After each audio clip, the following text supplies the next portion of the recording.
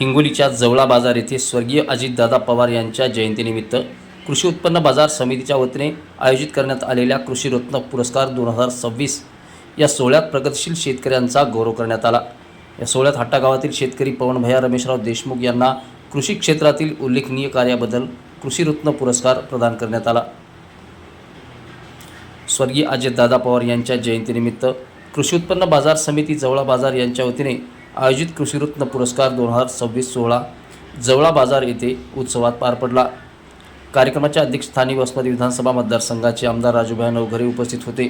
प्रमुख पाहुणे म्हणून जिल्हा उपनिबंधक सहकारी संस्था हिंगोली सुरेंद्र फुफाटे यांनी उपस्थिती लावली।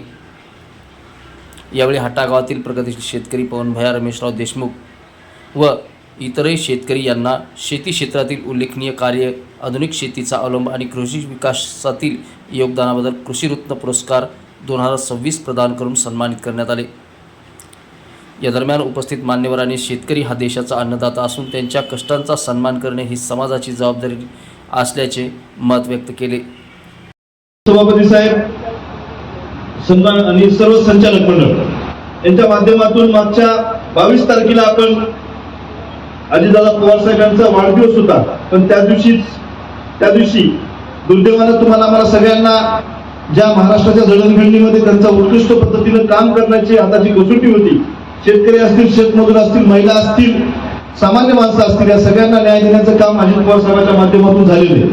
पण त्यांना अकाली निधनामुळे त्यांच्या आपण हा जयंतीचा कार्यक्रम ठेवलाय।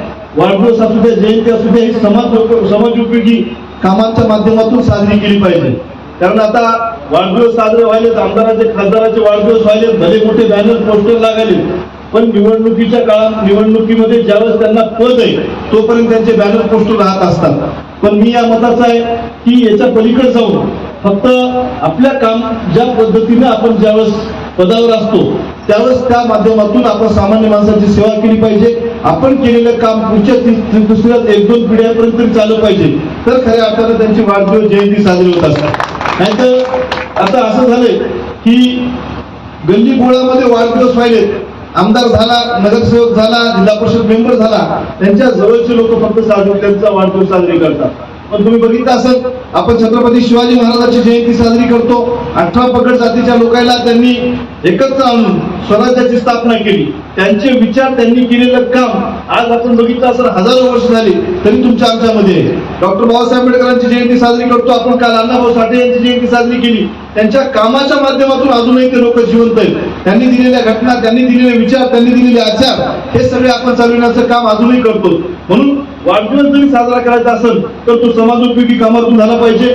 आज जयंती साजरी होत आहे, जयंतीच्या माध्यमातून आम्ही अमृतराव या मतदारसंघामध्ये काम करत असताना सप्ताह ठेवला, किमान रक्तदान शिबिर ठेवलं। त्या माणसांनी याच्यामध्ये जीव ओतून कार्यकर्त्यांनी काम केलं आणि 1000 बाटल्या रक्तदान वसमत शहराचं वेगळं केलं, ग्रामीणचं वेगळं केलं। 1000 बाटल्या तिथं संकलन झालं। 1000 बाटल्या संकलन झाल्यानंतर त्या रक्ताच्या माध्यमातून एखाद्या शेतकऱ्याला कुठं तिथं